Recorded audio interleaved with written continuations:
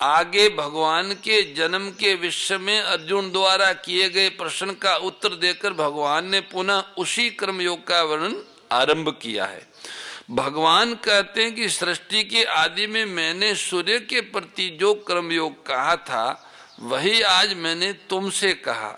बहुत समय बीत जाने पर वह योग अप्रकट हो गया था और मैं भी अप्रकट ही था। अब मैं भी अवतार लेके प्रकट हुआ हूँ और योग को भी पुनः प्रकट किया है।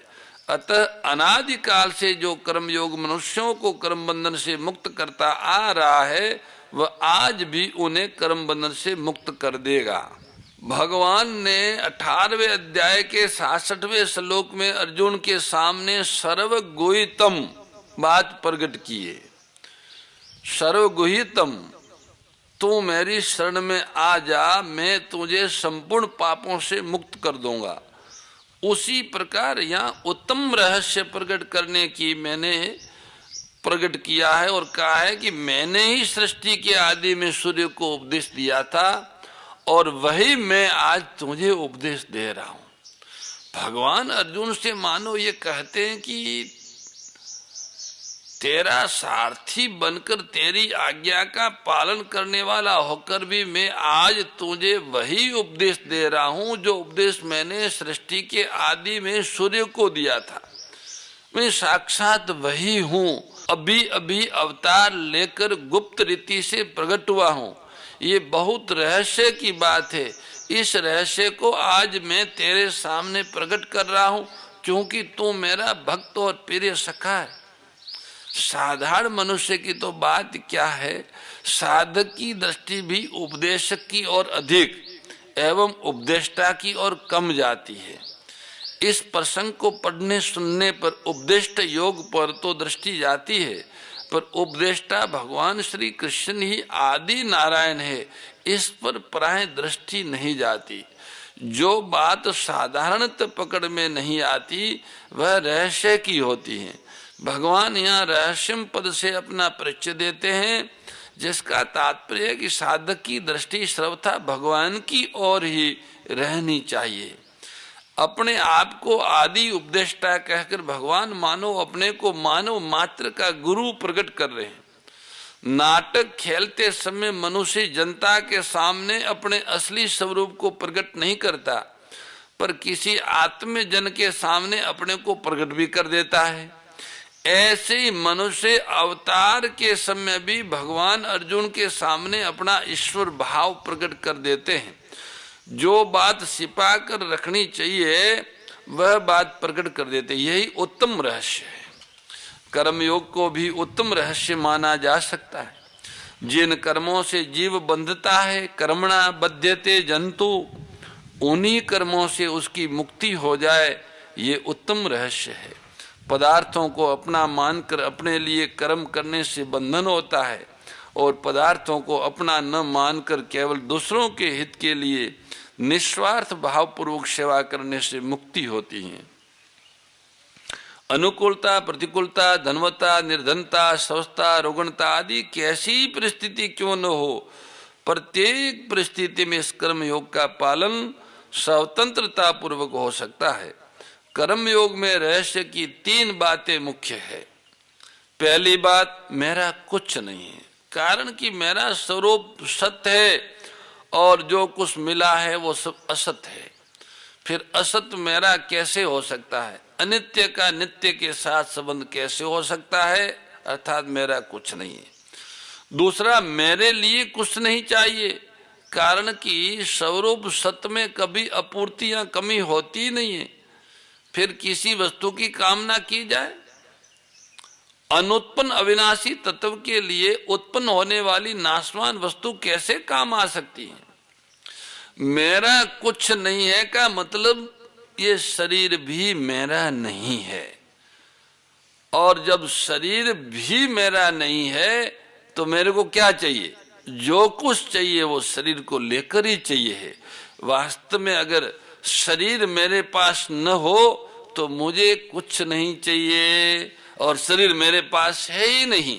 मैं अविनाशी का अंश हूं, शरीर नाशवान का अंश है। तीसरी बात, अपने लिए कुछ नहीं करना। जब मेरा शरीर नहीं है तो मुझे कुछ नहीं चाहिए, जब मुझे कुछ चाहिए ही नहीं तो मेरे लिए क्या करना, कुछ भी नहीं करना। इसमें पहला कारण यह है कि स्वयं चेतन परमात्मा का अंश है और कर्म जड़ है। स्वयं नित्य निरंतर रहता है, पर कर्म का तथा उसके फल का आदि और अंत होता है।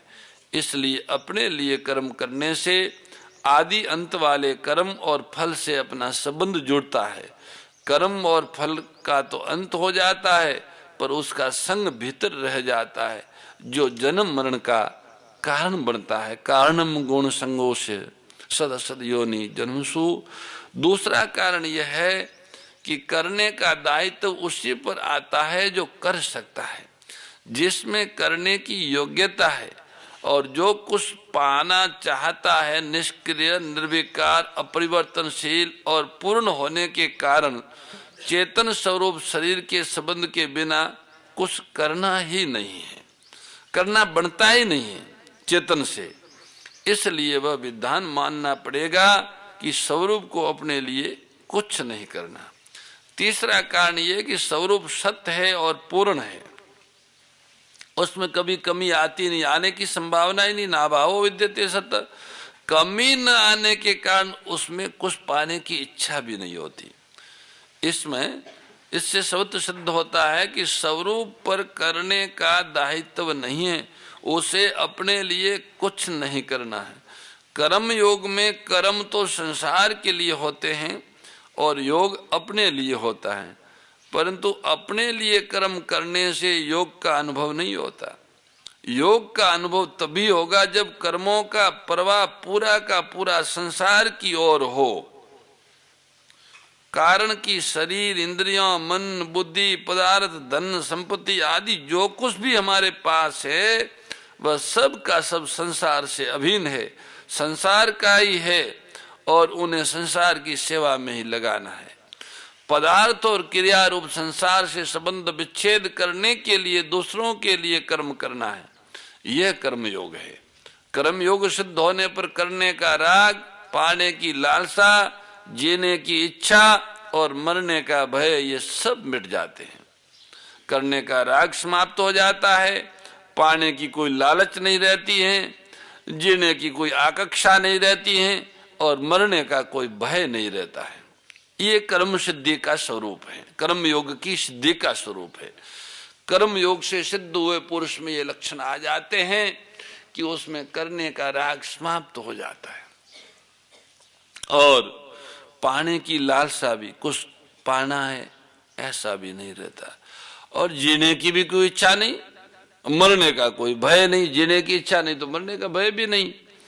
जैसे सूर्य के प्रकाश में लोग अनेक कर्म करते हैं, पर सूर्य का उन कर्मों से अपना कुछ भी संबंध नहीं होता, ऐसी आत्मा चेतन के प्रकाश में संपूर्ण कर्म होते हैं, पर स्वयं आत्मा का उनसे कुछ भी संबंध नहीं होता, क्योंकि स्वयं आत्मा चेतन तथा अपरिवर्तनशील है और कर्म जड़ तथा परिवर्तनशील है।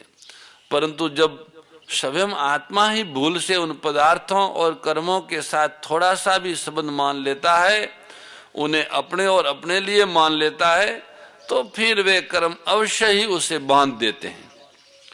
नियत कर्मों का किसी भी अवस्था में त्याग न करना तथा नियत समय पर कार्य के लिए तत्पर रहना भी सूर्य की अपनी विलक्षणता है।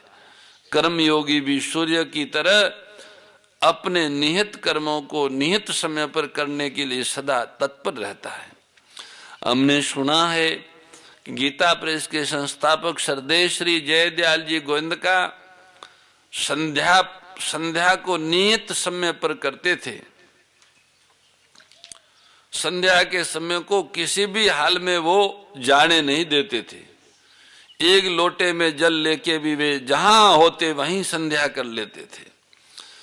एक प्रसंग हमारे सुनने में आया, किसी दिन वे सत्संग में विशेष कार्य में लगे रहे सत्संग के, तो सूर्य अस्ताचल को चले गए, पर ऐसे दृढ़ कर्मयोगी के लिए भगवान सूर्य ने प्रतीक्षा की जब उन्हें स्मरण आया कि ओहो संध्या करनी है, तब तक भगवान सूर्य रहे। ये बात हमारी सुनी हुई है, शास्त्रों में पुराणों में भी ऐसी बातें आती हैं। एक ऋषि अपनी धर्मपत्नी के पास गोद में सो गए थे, थके हुए थे, तो धर्मपत्नी उन्हें इसलिए नहीं जगाई कि उनको थकान के कारण थोड़ी नींद आई है, मैं जगाऊंगी तो उनकी कच्चे में नींद खुल जाएगी, थकान मिटेगी नहीं। तो भगवान सूर्य रुक गए सती के सतीत्व से और ऋषि के निहित कर्म की निष्ठा से। निहित मानी निश्चित समय करने का, उस निष्ठा से सूर्य रुके। पुराणों में तो ऐसी बात आती है। एक बात और पुराणों में आती है, एक ऋषि को श्राप मिल गया था कि इनका पति सूर्य उदय से पहले ही चला जाएगा। तो उनकी पति सती थी, पतिव्रता थी, उसने सूर्य को मनाही कर दी कि जब तक मेरा पति जीवित नहीं होता तब तक आप उदय मत होना। तो सूर्य उदय नहीं हुए। फिर श्री अनुसुईया माता जी को बीच में पड़ के समाधान करना पड़ा। तो जो निष्ठावान होते हैं वे, जैसे भगवान सूर्य चाहे गर्मी हो, ठंडी हो, बारिश हो, कोई हो, निश्चित समय पर उदय हो ही जाते हैं। ऐसे ही कर्म योगी को भी निश्चित जो समय होता है उसके अनुसार वो निश्चित कार्य करना चाहिए, तभी उनके कर्म योग की सफलता होती है। कर्म योग का ठीक ठीक पालन किया जाए तो यदि कर्म योगी में ज्ञान के संस्कार है तो उसे ज्ञान की प्राप्ति, और यदि भक्ति के संस्कार हैं तो उसे भक्ति की प्राप्ति अपने आप हो जाती है। कर्म योग का पालन करने से अपना ही नहीं परंतु संसार मात्र का परम हित होता है।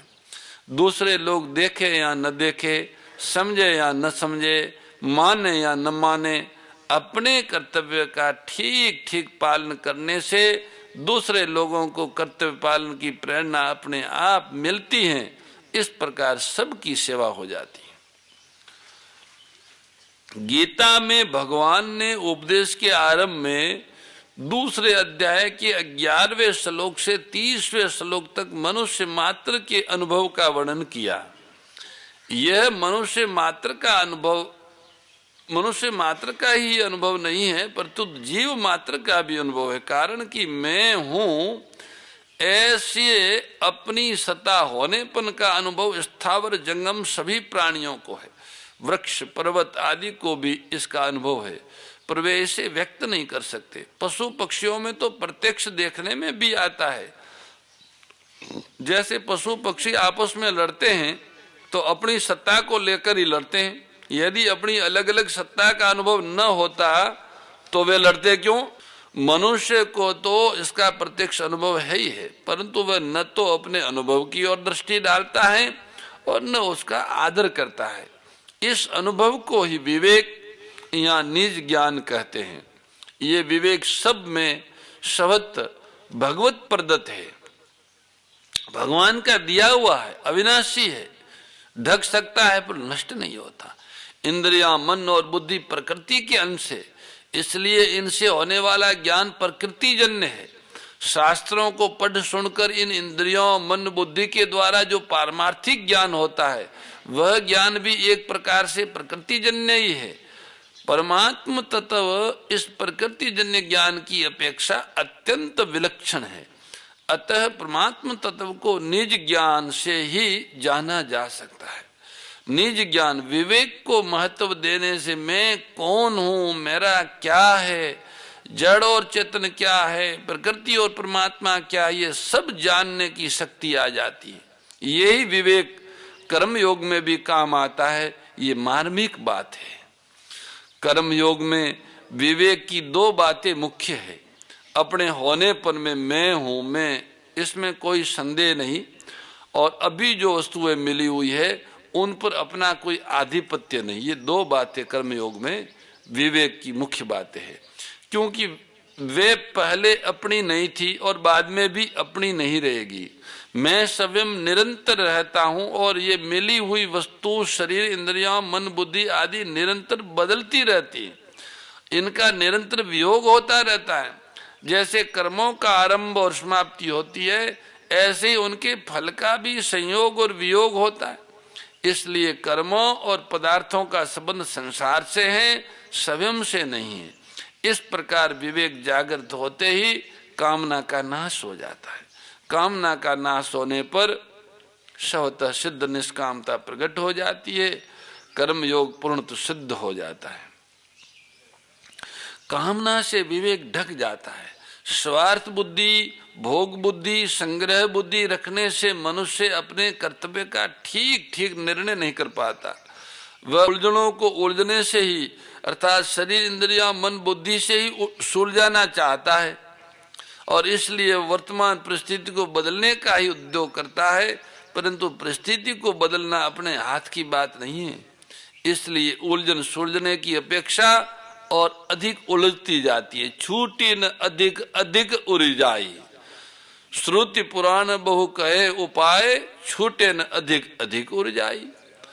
विवेक जागृत होने पर जब स्वार्थ बुद्धि, भोग बुद्धि, संग्रह बुद्धि नहीं रहती, तब अपना कर्तव्य स्पष्ट दिखने लग जाता है और सब प्रकार की उलझनें सुलझ जाती हैं। बाहरी परिस्थिति कर्मों के अनुसार ही बनती है, वह कर्मों का ही फल है। धनवता, निर्धनता, निंदा, स्तुति, आदर, निरादर, यश, अपयश, लाभ, हानि, जन्म, मरण, स्वस्थता, रुग्णता आदि सभी परिस्थितियों कर्मों के अधीन है। सुनहु भरत भावी प्रबल, बिलखि कयो मुनिनाथ, हानि लाभ जीवन मरण, जस अपजस विधिहात। जय भगवत गीते हो मैया, जय भगवत गीते। हरि कमल विहारिणी प्रभु हिय कमल विहारिणी, सुंदर सुपुनीते। ओम जय भगवत गीते। कर्म सुमर्म प्रकाशिनी कामा शक्ति हरा, ओ मैया कामा शक्ति हरा। तत्व ज्ञान विकासिनी, तत्व ज्ञान विकासिनी, विद्या ब्रह्म परा। ओम जय भगवत गीते। परम श्रद्धेय गौरीशी स्वामी श्री दत्त शरणानंद जी महाराज की प्रेरणा व मार्गदर्शन में विश्व के सबसे बड़े गौ सेवा संस्थान श्री गोधाम महातीर्थ पथमेड़ा द्वारा संरक्षित लाखों बीमार, विकलांग, वृद्ध एवं अशक्त गोवंश वेद लक्षणा गोमाता की सेवा के साथ साथ भारतीय गोवंश का संरक्षण, संपोषण, संवर्धन एवं उनसे प्राप्त पंचगव्यों का परिष्करण व विनियोग करना, घर घर गोपालन, गो अभ्यारण्य, घास चारा उत्पादन हेतु गोचर भूमि का विकास, गोपालन लोक संस्कृति के पुनर्जागरण हेतु वेद लक्षणा गो महिमा का प्रचार प्रसार करना तथा गोपालक किसानों के स्वावलंबन हेतु गो कृषि अन्न एवं गो दुग्धान का गुणवत्ता युक्त बाजार तैयार करना श्री गोधाम महातीर्थ का पावन उद्देश्य है। आप सभी दानदाता श्री गोधाम महातीर्थ पथमेड़ा द्वारा संचालित गो सेवा महाअभियान में बढ़ चढ़कर सहयोग कर लाखों बीमार, विकलांग, वृद्ध एवं अशक्त गोवंश के गोग्रास सेवा हेतु श्री गोधाम महातीर्थ पथमेड़ा लोक पुण्यार्थ न्यास के बैंक ऑफ बड़ौदा खाता संख्या 084901000238827 IFSC कोड BARB 0 ASHRAM शाखा आश्रम रोड अहमदाबाद में गोग्रास सेवा निमित्त जमा कर सकते हैं। अधिक जानकारी के लिए संपर्क करें 7742093179 7665059999 7073000151।